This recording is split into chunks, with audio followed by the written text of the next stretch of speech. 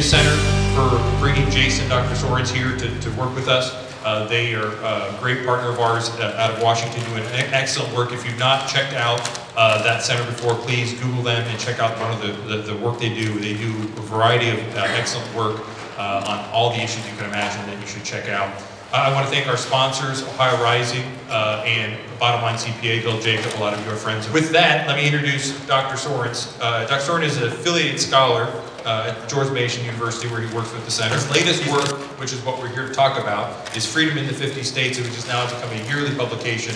And this one is coming out in about a month? March 28th. March 28th, so 2 weeks. So we get a sneak peek of that report and what Dr. Sorens is going to talk about, and what's going on in Ohio, where we rack and stack from year to year. So I'm very, very excited to have him here and wrap with us. So thank you for coming.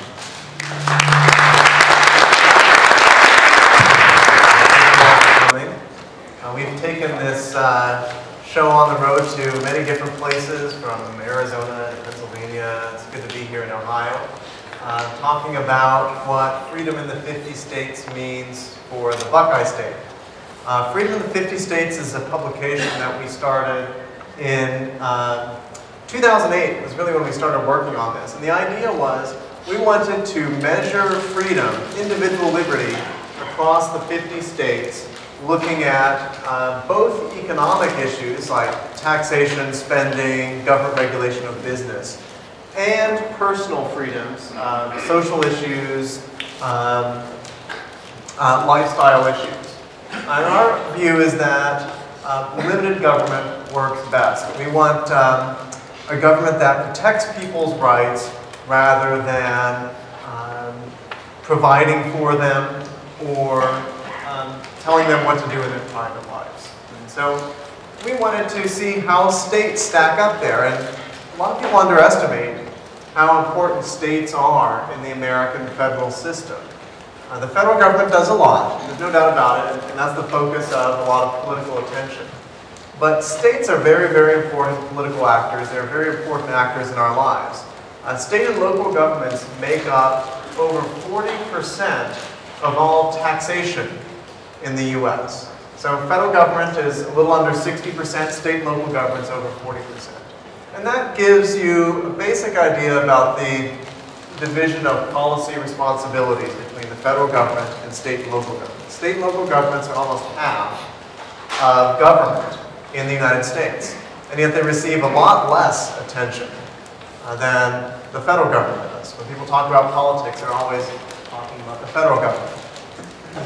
When we did this study for the first time, we started collecting some data on these states and came out with the first edition of this index in February 2009. That was when the first edition was released.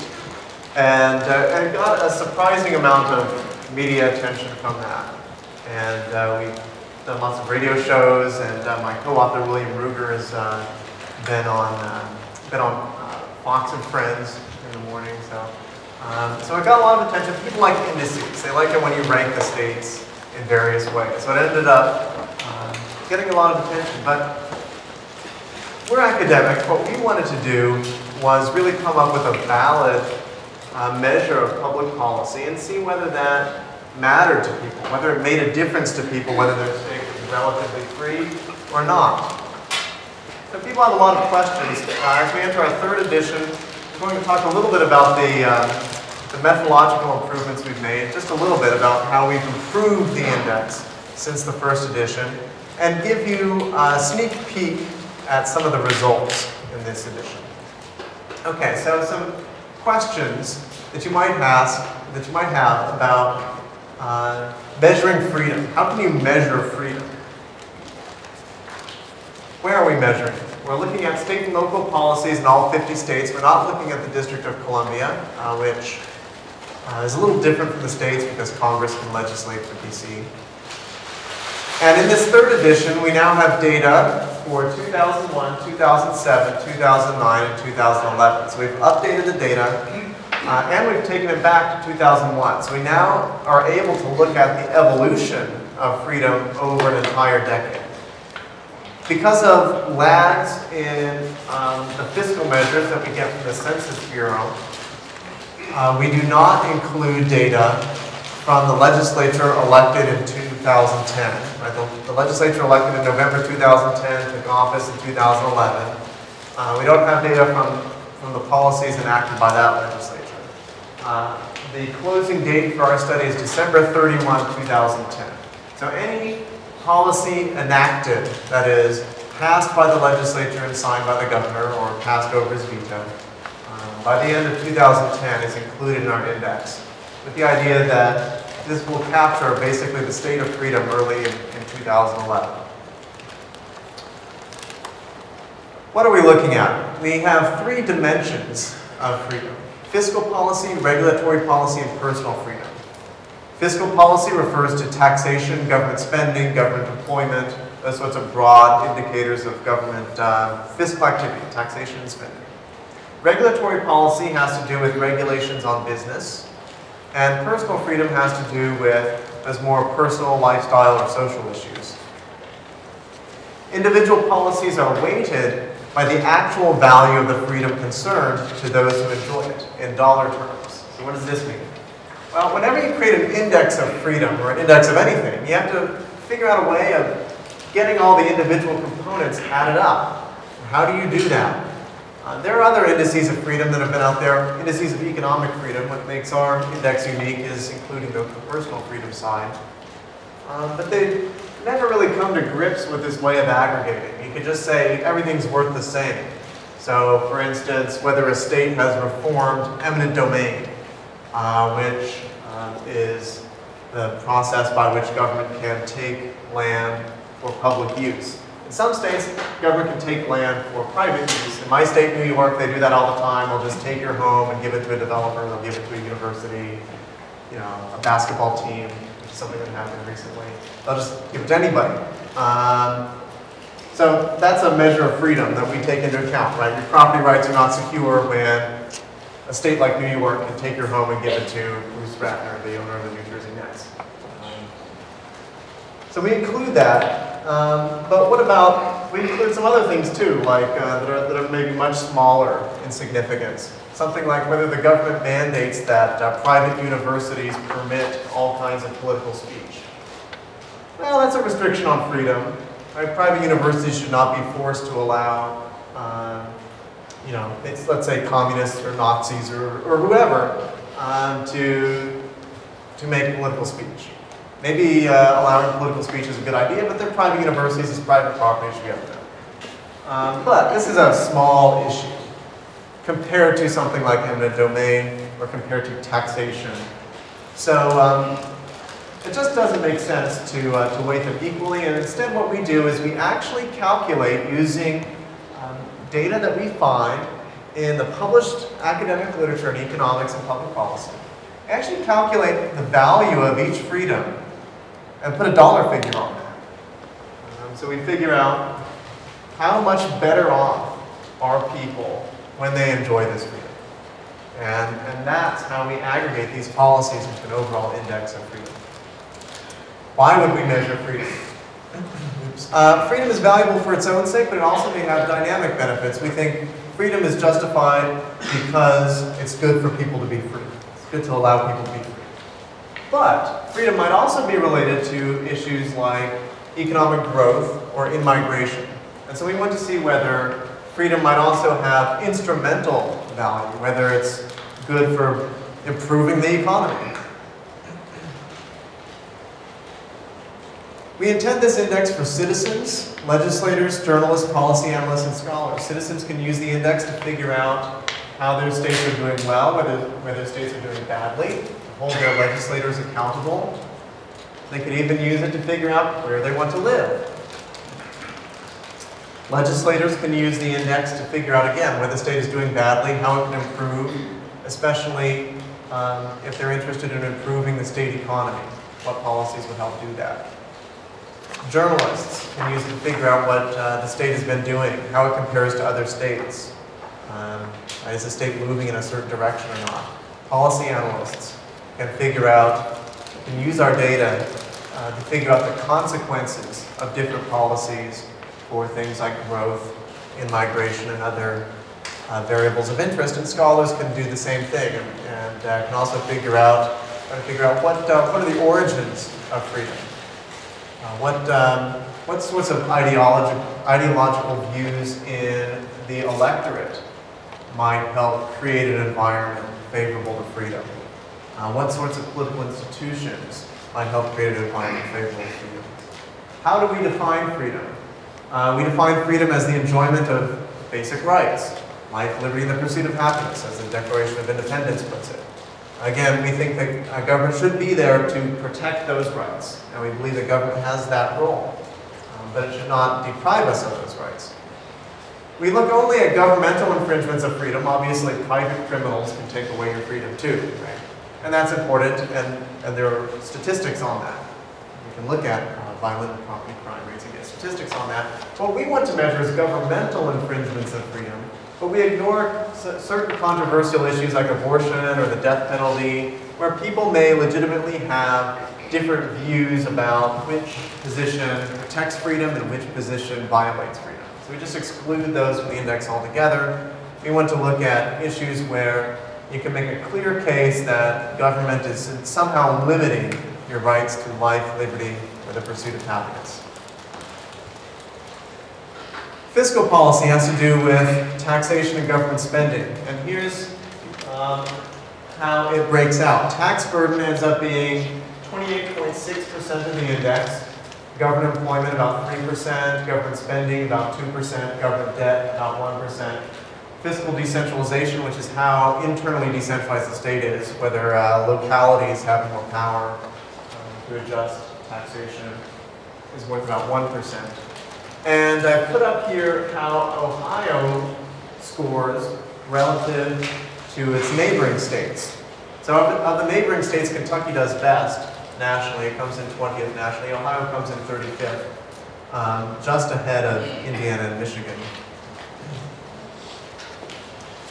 Regulatory policy. I'll talk a little bit in slightly more depth about this category. The most important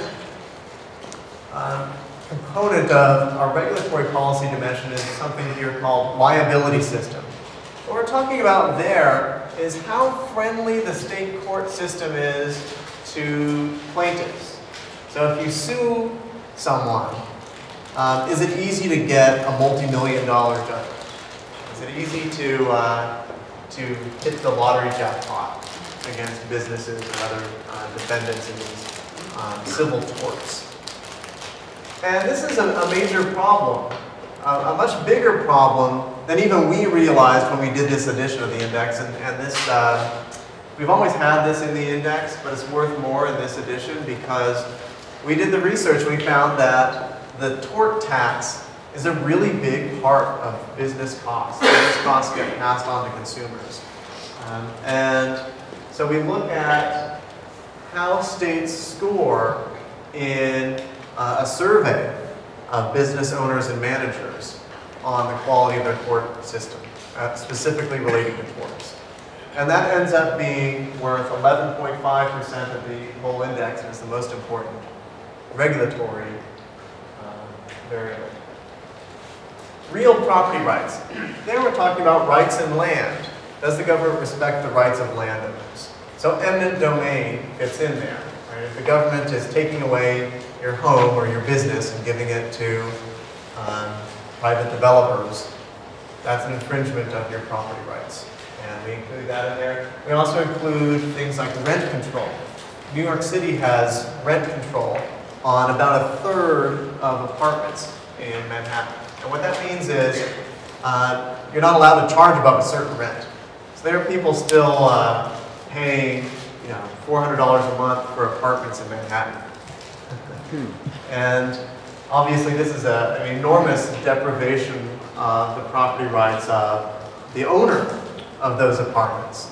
Right? They cannot get the fair market value for what they own. And there are lots of costs to that, social costs to that, including the fact that landlords have no incentive to improve their properties. They'll just try to let them deteriorate to the extent that they can, or even abandon them. The fact that there's extreme inequality in how much people pay for these apartments. So apartments that are not rent controlled, you might be paying $2,000 a month for the same apartment, 5 times more. What's the difference? I mean, someone's managed to get a rent-controlled apartment, maybe through connections, political connections or something, and they pay a lot less, and that seems unjust. Economists have estimated that the costs of rent-controlled to Manhattan per year are $300 million. So this is it's a big cost to their economy. So we include that. We also include local zoning laws and how much development is controlled. So in some states, local zoning laws can be very strict. California is a classic example, and that tends to drive up house prices through the roof. Ohio actually does rather well on that. Local zoning laws are fairly flexible and allow development, which allows a town like Dublin to grow quickly. Health insurance. Health insurance has to do with policies like community rating and guaranteed issue. What's that? Well, community rating says that you're forced to charge healthy and unhealthy people the same premium if you're a health insurer.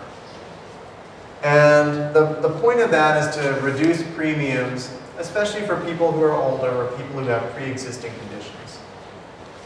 The problem with that is that insurers then no longer want to accept people who have pre-existing conditions or people who are older, people who are unhealthy for whatever reason. They're going to try only to accept people who are young and healthy because they're not allowed to charge a higher price for people who are unhealthy. So then some states decided to adopt guaranteed issue and said, no, we're going to force you to sell policies to all comers. And then insurers said, okay, we're just going to get out of that business altogether. And that's what happened in states like Massachusetts, where it was very, very difficult to find an insurer who would give you a policy on the non-group market where we had community rating guaranteed issue. And if you could get one, it was extremely expensive, because they would just assume that you were, on your last legs and buying insurance because, you were going to have massive medical expenses, and so they would charge an immense amount. So what Massachusetts did when Mitt Romney was governor was to adopt this policy of the individual mandate. And now the Patient Protection and Affordable Care Act, or Obamacare, includes an individual mandate to buy health insurance along with community rating and guaranteed issue. So as of January 1st of next year, those policies will be enforced nationwide. So health insurance is an issue that it makes up 5% of our index. It's an area where states have been experimenting.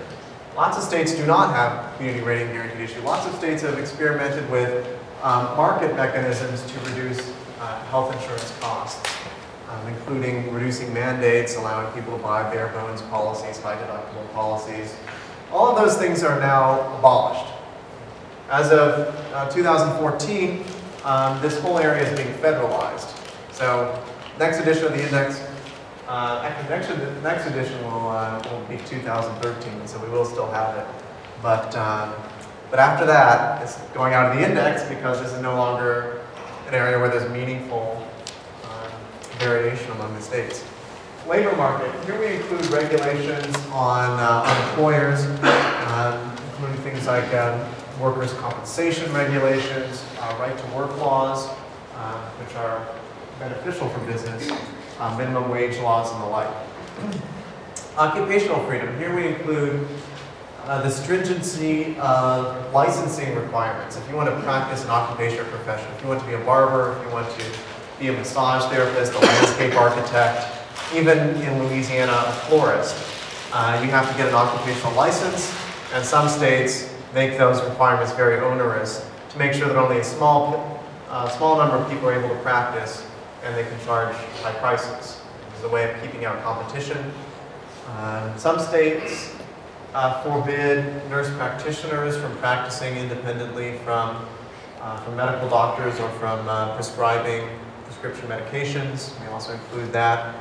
States that do allow nurse practitioners to practice tend to have lower healthcare costs for primary care.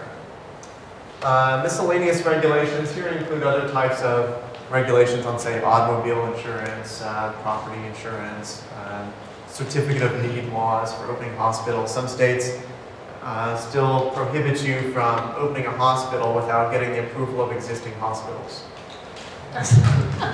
Existing hospitals don't like that. They want to compete. Cable and telecom, here we include deregulation of telecommunications and cable markets.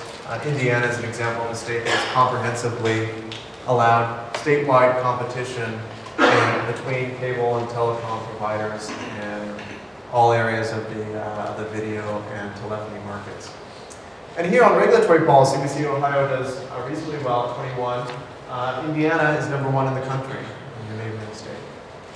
West Virginia, by contrast, is near the bottom at number 49. Personal freedom. I'll go a little more quickly through these.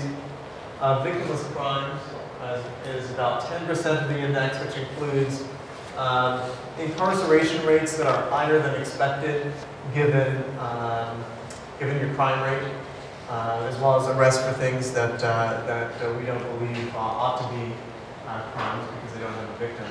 We include gun laws, the stringency of gun laws. We include cigarette taxes and smoking bans under tobacco there. We include alcohol regulations, state control of distribution, taxation of alcohol, blue laws. We include marriage laws, partnership laws. We include marijuana laws, gambling laws, education, such as regulations of private and home schools, various malaprohibited, they're called civil liberties, just random personal freedom issues like whether sale of raw milk is allowed and things like that. Travel, seatbelt laws and things like that, whether you're required to get insurance that covers underinsured drivers. Asset forfeiture is a tiny percentage of the index. You might wonder about that.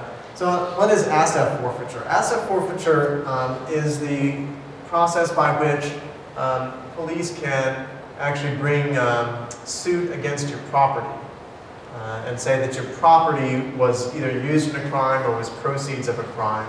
They don't have to prove that the owner was actually guilty of a crime. If the property was used in a crime, they can take the property. So there's a recent case, actually the owner won this case in Massachusetts where the U.S. Department of Justice brought suit against a motel. And literally the case number is something like, the name of the case is something like Department of Justice versus 128 Lawrence Street. And they literally bring suit against the property. And the owners of the motel hadn't engaged in any criminal activity. There was no allegation that they engaged in criminal activity, or necessarily that they even knew about it. But because it had happened on their property, the property could be taken. However, the owners actually did win that suit. Now, states differ very much in the procedures here, and that might seem like a very important issue for freedom. If the government can take away your property and place a burden of proof on you, that seems to undermine centuries of English and American jurisprudence. And indeed it does, but here's the problem. States have often enacted reforms to try to prevent this kind of abuse of asset forfeiture. But what happens is that the Department of Justice then will take those cases. So local police departments will say, oh, we can't forfeit the property because state laws are strict. DOJ, why don't you come in, forfeit the property, and give us some of the proceeds? That's what they do.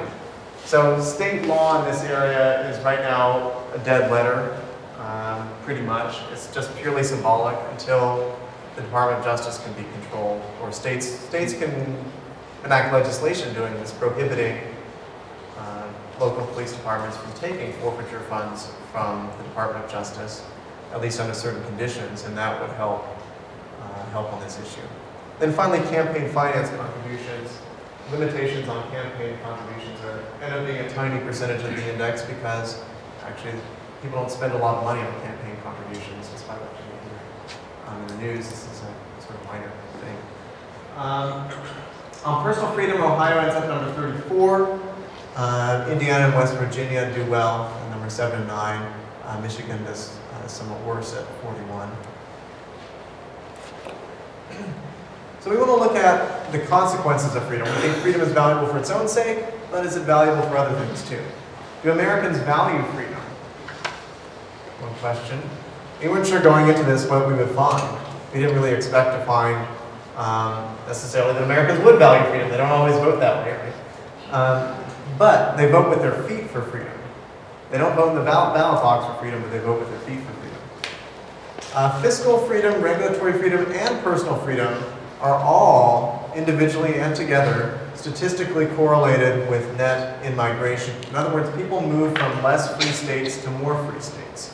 We find this when no matter how we do this, we try to control for climate, cost of living, income growth, other attractive features of states, and we keep finding these results. People are attracted to freedom. There doesn't seem to be anything else. It seems to be the freedom that is mattering here. Cost of living makes a difference too, but cost of living in turn is probably affected by some of the policies we look at. Land use regulations, for instance, are particularly closely correlated with cost of living. States with tougher land use regulations tend to have much higher cost of living. What about economic growth? Does economic freedom in particular encourage economic growth? And we find yes. Regulatory and fiscal policy are positively associated with state cost of living adjusted personal income growth. In other words, adjusting for changes in state cost of living, which often were significant over the 2000s, states like California becoming very, very expensive places to live. When we adjust for that, we find that states that grew faster tended to have better regulatory and fiscal policy at the start. And we think this is not states that grow fast then tending to adopt good policies, because we look at regulatory and fiscal policy at the start of the decade. So if you were a freer state in terms of economic freedom in 2001, you had more growth over the next several years. And regulatory policy is about twice as important for growth as fiscal policy. What I want to show you here is how Ohio stacks up on these metrics. So on the left-hand side, we've got a set of bars indicating the net migration rate. That's the number of people who moved into the state from other states from 2000 to 2010, minus the number of people who moved out of the state to other states from 2000 to 2010, divided by 2,000 population. So what we see here is that Michigan has had a lot of net out-migration. That means about 5.5% of Michigan's 2,000 population on net moved out to another state over the next 10 years. And part of that is due to the economic troubles in Michigan. As you can see, Michigan has also had lost almost 2% per year in personal income that's just from 2000 to 2007. That doesn't even include the recession. So Michigan's had significant economic problems. That's not news. But Ohio has also had trouble, especially with people moving out. It's lost over 3% of its 2,000 population on net to other states. In terms of personal income growth as well, Ohio has had a very anemic, about half a percentage point per year growth. And normally, we would expect in an advanced country economic growth to be at least 2% per year. So Ohio is not doing as well as the rest of the country economically, and it's losing people to other states. However, Kentucky and West Virginia are attracting people.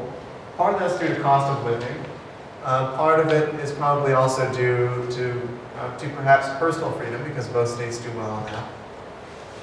And Indiana is more or less treading water. Indiana hasn't lost anybody. Its net migration rate has been about a third of a percentage point negative. And its income growth has been about 1% per year.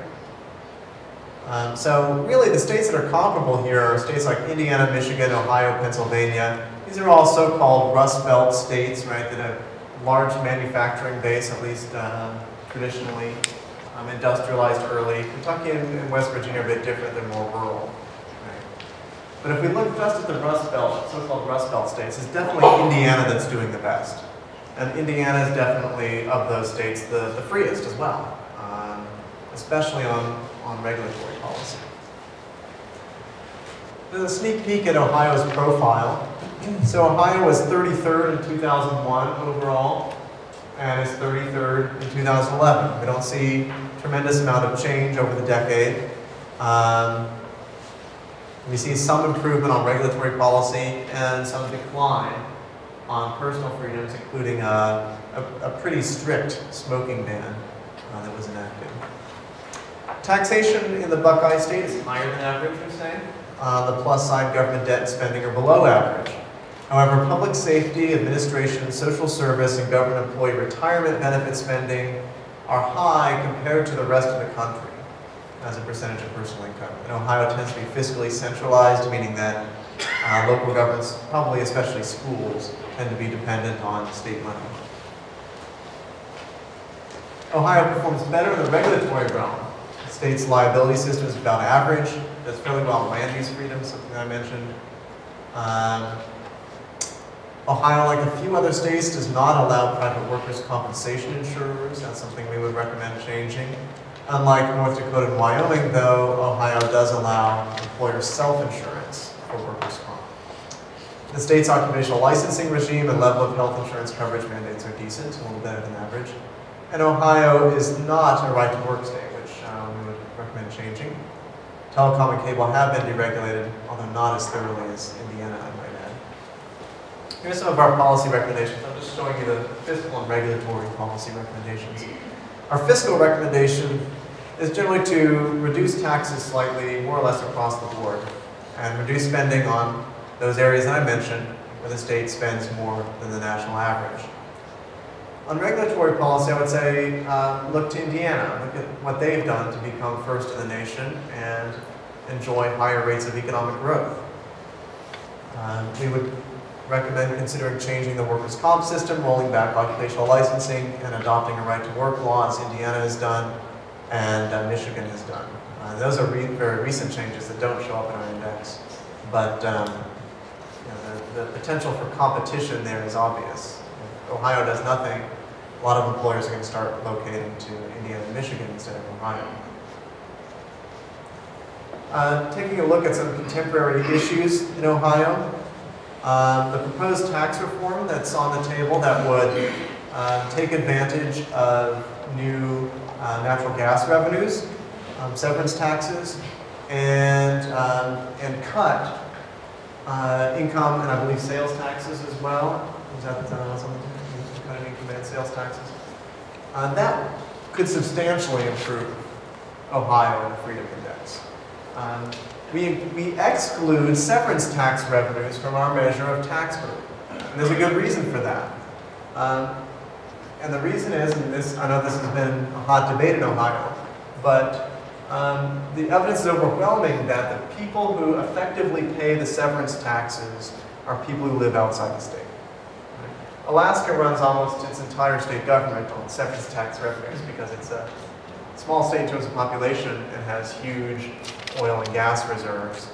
And it's able to maintain a very low effective tax rate for people who live there. So Ohio, by switching more to severance taxes and cutting income and sales taxes, definitely could provide, in our opinion, a much more favorable environment for taxpayers. However, Medicaid expansion could, in the long run, depress Ohio's fiscal policy score. And it's too early to tell exactly how that might happen. It could be that the federal government, but there are lots of uncertainties associated with this. Opponents of Medicaid expansion will say that the federal government is committed to paying a lot right now, but what happens 10 years from now when the federal debt is an even bigger problem? They might cut back their contributions to Medicaid, and then you have lots of people on your rolls, and how are you going to pay for them? That's, I think a legitimate concern, but we just don't know exactly how Medicaid expansion will play out. There are a lot of political uncertainties here. It won't directly depress Ohio's score in our index because we don't include Medicaid spending as a negative for the state. If it doesn't result in increased taxes and it doesn't result in increased government employees, then it's not going to decrease Ohio's score. But again, we can worry about the long run. If it eventually does cause higher taxes for Ohio residents, that would be a problem. If it attracts residents who want to get those Medicaid benefits, then that could be a problem because then those residents might be more politically likely to vote for higher taxes because they see a personal benefit from that. So this is an area of risk for Ohio. Right to work. If Ohio had adopted a right to work law, it would have gone up to number 17 in our regulatory policy index, just ahead of Oklahoma and not far from North Carolina. States that have been doing very well in terms of attracting business. So a fairly substantial improvement from that potential reform alone. And that's all I have for you. I would like to take some questions now. In the time that I've lived in Ohio, some 30 years, Ohio seems to relish in being average.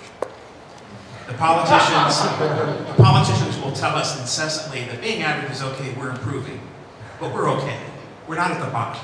Can you comment on that? Well, it is remarkable how sort of in between Ohio is on our index. It's always sort of in the middle, not very high, not very low. But the problem is that the nature of the economy these days, average isn't going to be good enough for Ohio because of the fact that people do tend to move from northern states to the Sun Belt because of the fact that our economy has moved significantly from manufacturing to services, and that's where a lot of the growth in the economy is. Those are issues that present peril for Ohio, and as we've seen, many more people are leaving Ohio than are coming to Ohio. And so Ohio really has to be better than the Sun Belt states, than a lot of them, if it's going to keep people, if it's going to keep businesses. So you have to compensate for the disadvantages now that the state has, and the fact that people don't like the winters, I guess, and they're moving to places like Arizona, Nevada, and Florida, and Texas. Well, how are you going to counteract that? You have to have better policies in those states.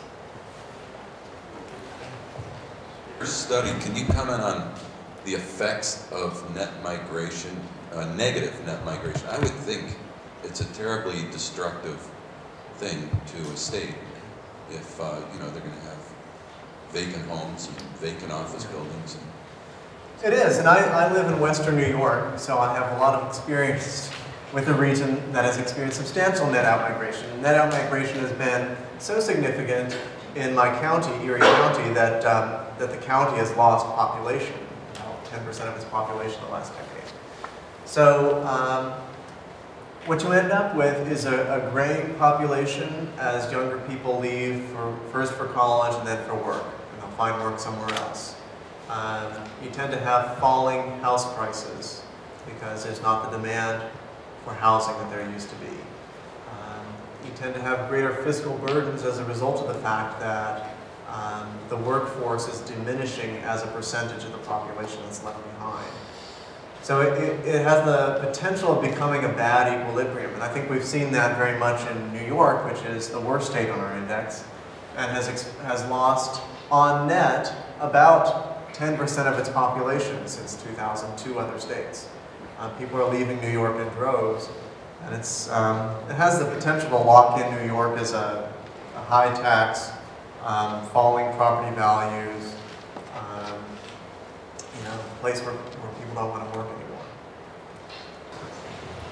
Did any of your studies include in the personal freedom category ballot access? Actually, we do not include that in personal freedom, and that's something we could consider. Are you thinking for third parties and independent candidates? Yeah, that's something to consider in the future.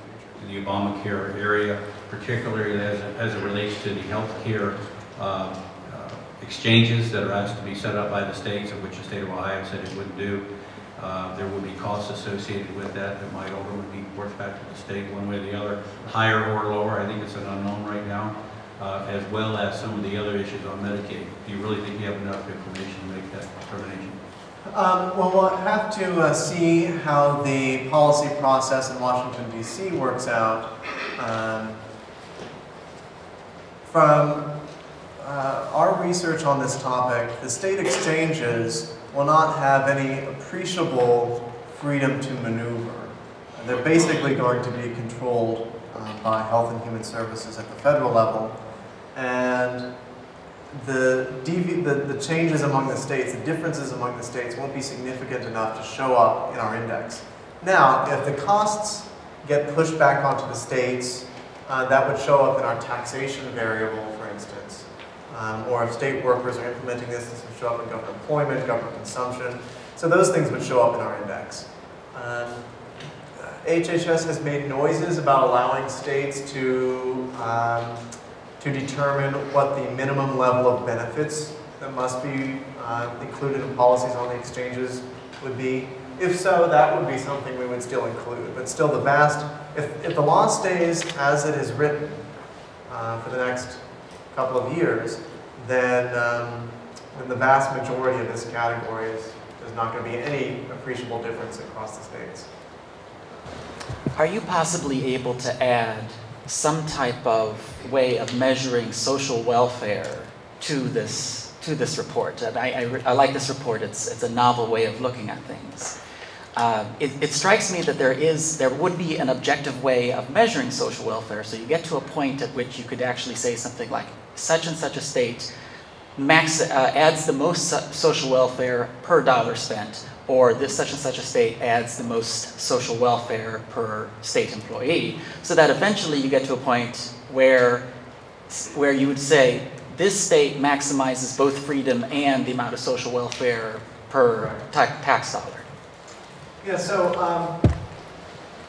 cost-benefit analyses try to do this. They try to measure in dollar terms the net benefit to social welfare from a policy. And there's some assumptions that go into that. One assumption is that $1 to you means the same as $1 to me in terms of our welfare, right? Which is an important assumption that may not actually be true. But if we let that one slide, our index is not an index of social welfare, but you could add other features to it to make it into an index of social welfare. So that what we do is we measure the value of freedom to those people who enjoy it. We don't actually consider the people who are frustrated by others enjoying freedom, right? So the developers who would like to get other people's property, we don't include the cost to them of them not being able to do that.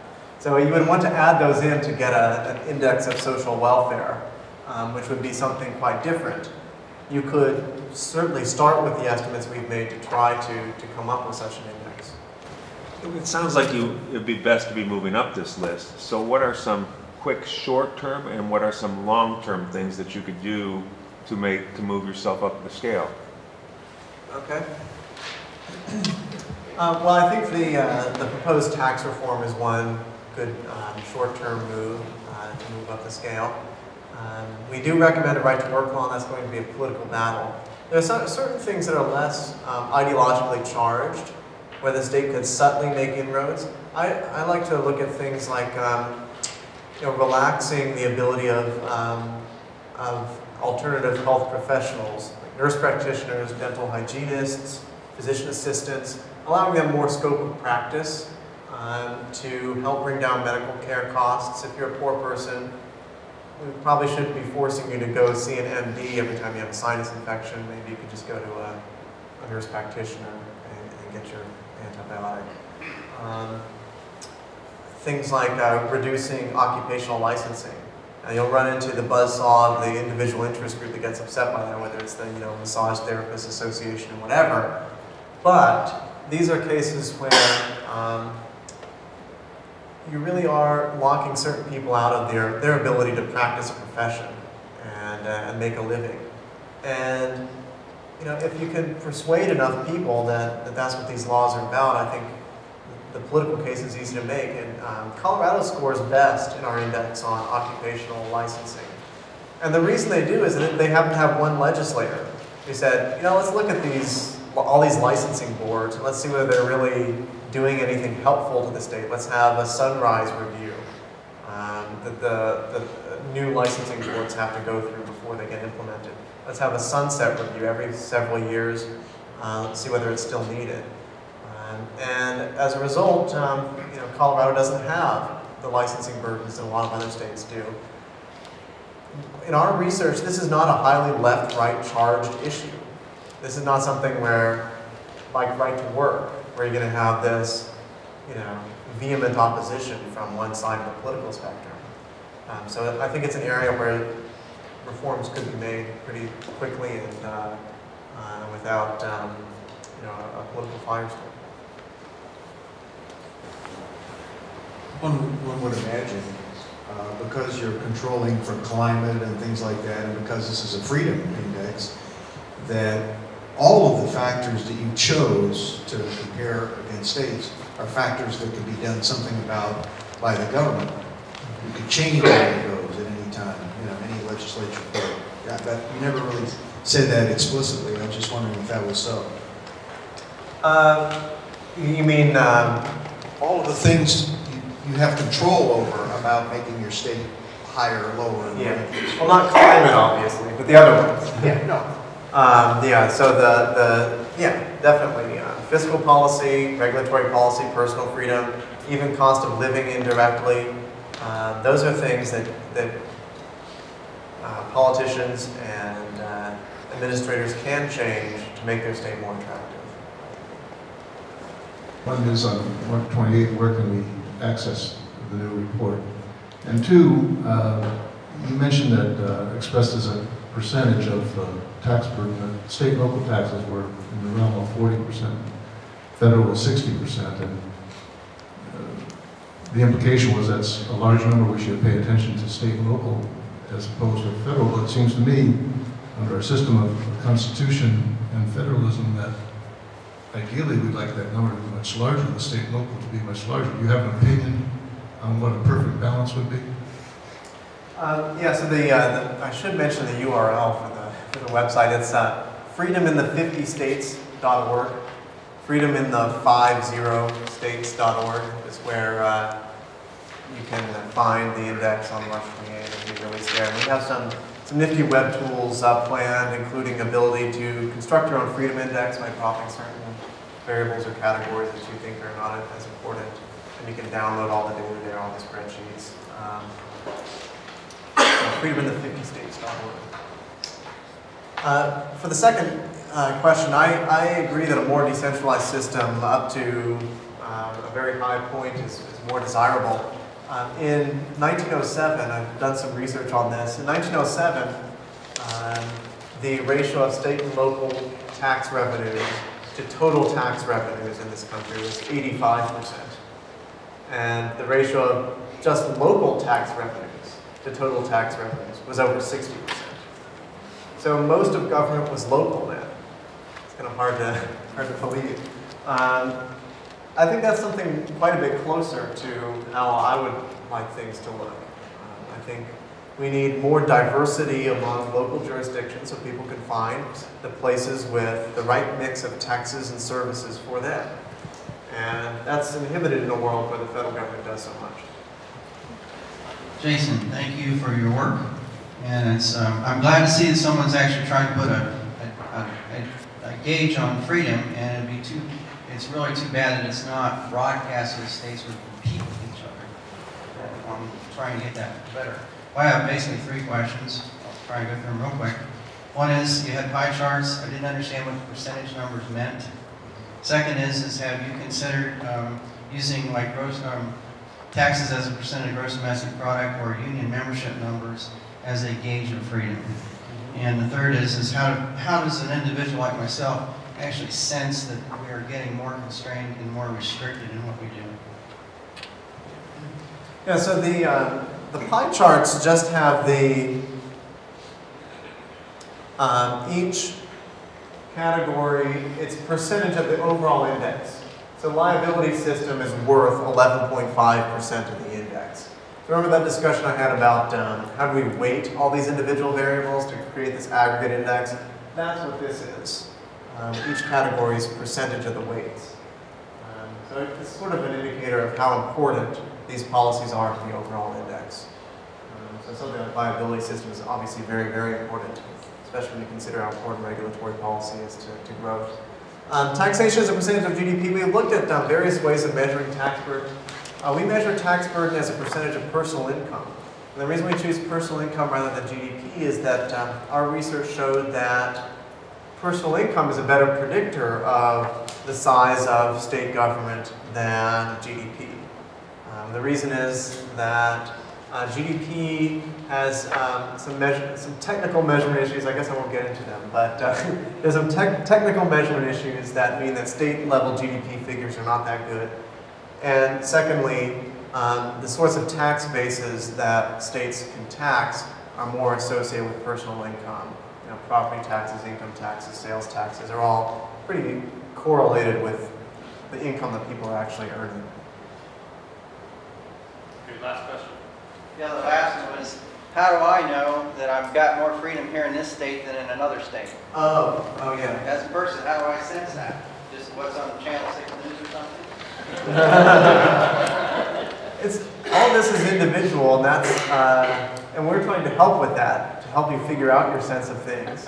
But you might disagree with how we weight these variables, and you might think that certain things are more important for your personal freedom than others, and that's fine. Something like smoking, for instance, I'm not a smoker, my co-author's not a smoker. For us, that's not really that important, but we think that other people's rights should be respected, and so we don't think that smokers should be oppressed. One, could you expand upon the definition of the severance taxes where you use the Alaska example? I hadn't heard that term before. And my wife and, well, primarily my wife is homeschooling this year. We've done it before in the past. Under the survey where it mentioned Ohio regulations seemed somewhat unreasonable and it required teacher licensure and mandatory state approval. We haven't run into that problem specifically. I don't know if that's just municipality issues. Yeah, so that was yeah. The way that's stated in the last edition is not quite correct. So what Ohio has is teacher qualifications. So certain qualifications that every teacher must have. You don't actually have to get licensed. So it's a significant difference, but still it's a limitation that most other states don't have. And the other thing is that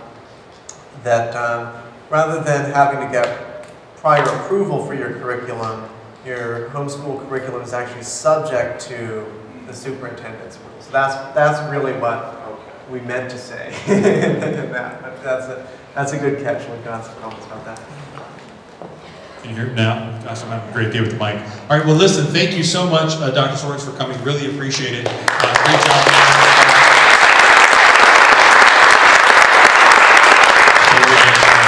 There's a new organization called the Liberty Foundation that is based in Oklahoma, but that does, this whole goal is to work in all 50 states to try to increase freedom. We released a major report yesterday that I authored called Competitive Federalism. If you've not seen that, please check it out at libertyfound.org. It's a great new organization that I'm working with to try to really move aggressively. We're going to do some stuff next week here in Ohio on Medicaid, the expansion, to try to make sure that does not happen, and some other things. So at any rate, thank you for coming. Next event will be in April. Register if you haven't. That's going to be all about competitive federalism. The report that just came out yesterday. We're going to do a big event here on April 23rd, I think is the date. So please register for that online like you've done for these first two. Again, thank you, Bottom Line CPA, Ohio Rising, Mercatus, thank you very much. And Dr. Sorens, appreciate you coming. So have a good day, folks.